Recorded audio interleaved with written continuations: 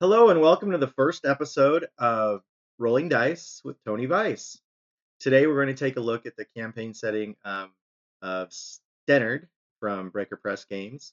It is a grimdark setting for the Dungeon Crawl Classics RPG. Dungeon Crawl Classics RPG, if you're not familiar, right there, Goodman Games. As I said, it's a grimdark campaign setting. And there are some differences from your typical DCC campaign, and the adventures are also a little bit different. As I said, grimdark. Some of the differences that Nick Barron from Breaker Press Games has added to this is he uses first off, he uses a copper standard instead of the gold standard. Being a grimdark world, he has added some of his own rules. He's added rules for scarcity. There's a famine going on. He's added rules for taint, so food products can and usually will get different types of taint.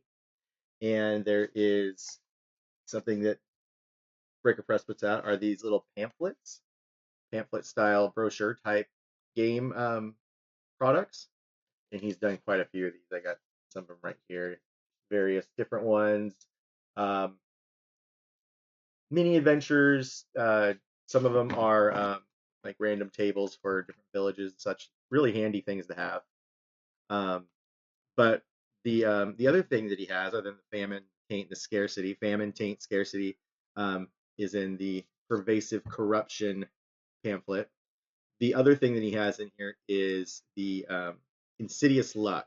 The insidious luck you use. I have flies that I acquired. Let's see if I can kind of hold these up here. Show you. Little flies. There you go. You just need 6 of something. And what it is explains the rules in there, and I highly recommend picking it up because it adds, just like luck in Lankmar, the luck mechanic in there. This isn't a similar luck mechanic, but it's also another luck mechanic. So, and it's a lot of fun to play with if your players are greedy and they love to use luck. These little flies, once they pick one up from the table and use it, it comes back to you. You can use all sorts of crazy things against your players. The other thing about Stennard is that it's created for Nick's style of play. He runs an open table game. He's done a lot of videos on it. I will link, put a link in the show notes below. But in one of those videos he's done, he talks about his open table campaign. He talks about that, a lot. But this really seems to be geared towards that, and it really shows with the adventures he has. He does have a couple. This is one of them. Protector Genulane. This is a full-on adventure module that you're used to. It's 45 pages, 40 pages, something about around there. And then he also does the smaller, more like scenario short adventures, and he runs a campaign every 2 weeks, and they run for 3 hours instead of a full 4-hour game. So they do shorter sessions, and these little things work perfectly in those time frames for the most part. And I've ran those 2 that I just showed you: Desperation of the Hungry and Wide-Eyed Terror. Another one of those short ones. He's got a few of these out. And something that I did when I ran this, I ran it with a group this summer, and we did it as open table, and I tried to follow what his advice. And what I did to keep track of things, I made folders. So what I also did is Nick sends these stickers out with products. You get a sticker and order something from me, you get a sticker. So I reached out and said, hey, can I just order a bunch of those stickers? First I asked him, do you sell them? And he's like, no, not really. I just said, can I buy some? So I bought a stack of these things. And the plan is when I would run one of those open table games, I would give each player a folder. So put the logo sticker so I can figure out what folder on my shelf this is for. I put a name label over here. They could write their name here.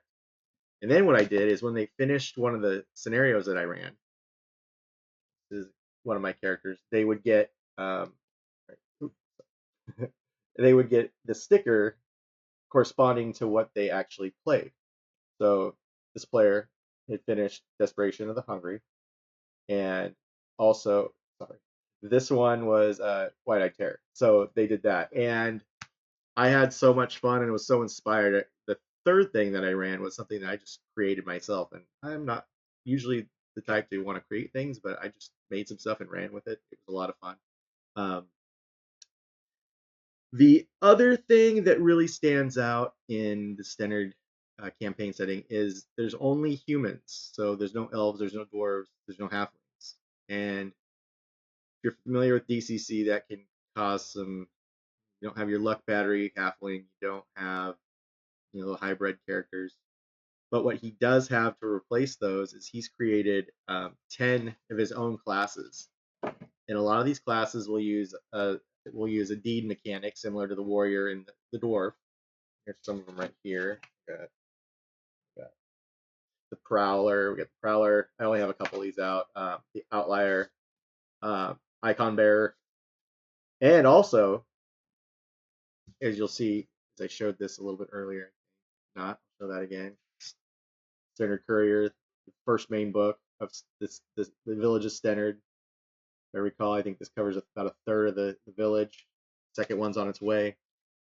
This is the character creation guide. It is super thin. I think it's like 8 pages long, and it's got its own charts similar to your charts in the DCC rulebook. But the you have the possibility of rolling a goat. Yes, you can play a goat. This is a new class that he put out. Play a goat, and also there is the canine. You can be a dog. Um, One of my players, towards the end of the summer, one of the last times we were playing Stennard, she rolled 2 dogs. I'm like, you can re-roll one of the dogs. She's like, no, I'm gonna roll 2 dogs. So she ran with 2 dogs. It was fun. And then the one class that I have played is the Balladeer.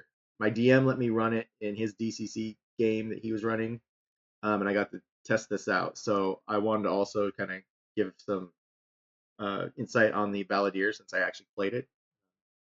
As I said in my introduction, prior to recording this episode, I wanted to do reviews of things that I either played or ran, so I was familiar with them and kind of give insight, and really kind of give my point of view. And so with the Balladeer, 2 things. They're kind of their 2 big things. Is they have inspiring presence, and as I said, classes have deed-like abilities. Some of the various classes have deed-like abilities, and what the Balladeer could do, it's kind of like a bard class, similar to a bard class. No magic per se, abilities. They can, if they're witnessing that without not taking any action, they can um, boost that deed, unless that player's character fumbles, and then it's bad. Fumbles worse. The second thing that they have that really stands out, that's a mechanic that you really notice, is their words, their words of inspiration. And what that is the Balladeer makes almost like little luck pools as an action. They roll I think it's class level +1. I think it might be what it is, plus something else. And they roll that, and then they make you can use little tokens. I was going to use buttons to make little pools, and then anybody within visual, within range that the judge determines they can see, the Balladeer can actually use from those pools. Um, and I would do multiple pools. When I played it, my judge said, no, you can have one pool at a time. So hey, perfect. Judges make the call and we go with that. So that is Balladeer. I had a lot of fun playing my Balladeer. I pretty much just based it right off the art. I forgot what I named her. But they also have they have bonus, kind of they get pickpocket. They have like disguise. They have some of the things that you'd see in the older editions that were really kind of focused on. I like I it reminds me a lot of second edition Dungeons and Dragons, AD&D. Um, so, but yeah, that's kind of my quick standard review. I would like to thank a couple people. I would like to thank Chris Murphy for the concept design for my logo. Um, I would like to also thank Nathan Miller for actually doing the final art on the logo. And I would also like to thank the Dead Hollows for the intro music. Reached out to my friend Ty and said, "Hey, be interested in just doing a quick riff?" And the next day, is in my inbox. There you go. So, hoping to have those guys on in a later episode to chat about gaming stuff, kind of talk about what they've been up to, what their thoughts are, and current things that they've been playing, and kind of go over that. So, thanks for watching through the video, and episode 1 is done. If you like what you're hearing and you want to see more and you want to catch it when it hits, um, hit that bell so you can subscribe, hit the like button, and I will see you next time. Next time, about a week or 2 weeks, give or take, we're going to jump into gaming archaeology. We're going to talk about a game that has been out of print for 100 years, and nobody's probably ever heard of it. And we'll talk about that next time. So, see you later.